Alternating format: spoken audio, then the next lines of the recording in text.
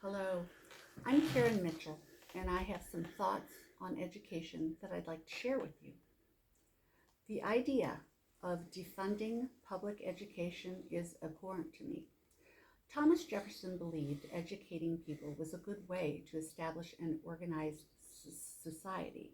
He advocated that schools should be paid for by the general public, so less wealthy people could obtain education as well. As he stated, governments derive their just powers from the consent of the governed. It's education that makes informed consent possible. President Washington, in his last annual message to Congress, added that expanding education was essential to the perpetuation of this nation's common values and the chance of a permanent union. Education is primarily a state and local responsibility in the United States. This is because our 10th Amendment states that the powers not delegated to the United States by the Constitution, nor prohibited by it to the states, are reserved to the states respectively, or to the people. It is states and communities, as well as public and private organizations of all kinds, that establish schools and colleges, develop curricula, and determine requirements for enrollment and graduation. It was not until the 1830s that public schools began to appear across the nation, states recognizing that need for an educated citizenry. President Lyndon Johnson signed into law the Higher Education Act in 1965. He had been a school teacher in Texas in his early 20s in a very poor section of that state. The Higher Education Act of 1965 was designed to benefit lower and middle income students. The program included not only grants but also low interest loans to students who didn't qualify for grants. Pell Grants are part of the HEA program. That program is administered by the United States Department of Education.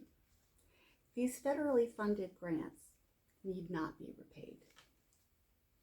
It wasn't until October of 1979 that President Jimmy Carter signed legislation establishing the U.S. Department of Education.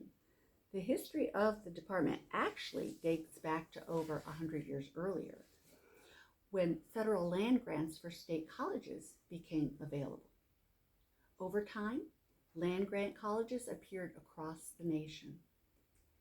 It has been a long and laborious process to spread universal education across the United States. It's still an imperfect system, but it is nevertheless a truly impressive system. I personally have benefited from this system. Being a Navy brat, I was educated in public schools in America and overseas. I've gone to public schools in New Jersey and different sections of Pennsylvania. I've gone to Navy-based schools in Rhode Island and in Morocco, which is in North Africa. As an adult, I was a military wife. I took college undergraduate classes in Florida, Delaware, and finally in Texas. It was in Texas that I signed up for a Pell Grant. Enlisted military receive dismal pay, and I qualified. I was thrilled that my classes were all covered in my pursuit of a secondary educational degree. I was responsible for my books, but I bought mine at the university's used bookstore. I had 2 small children and also had to pay for childcare on my own. These things were possible for me due to careful budgeting and part-time work. I am forever grateful to my country for believing in me to the extent that they have given me quality education through my entire life. This must not be forgotten. Education is vital for our democracy to work. Everyone deserves a chance. Those who are hungry to learn should be encouraged and helped. And when George Washington spoke of the need to expand education, he stated it was essential to the perpetuation of this nation's common values. I've seen this to be true in my own life.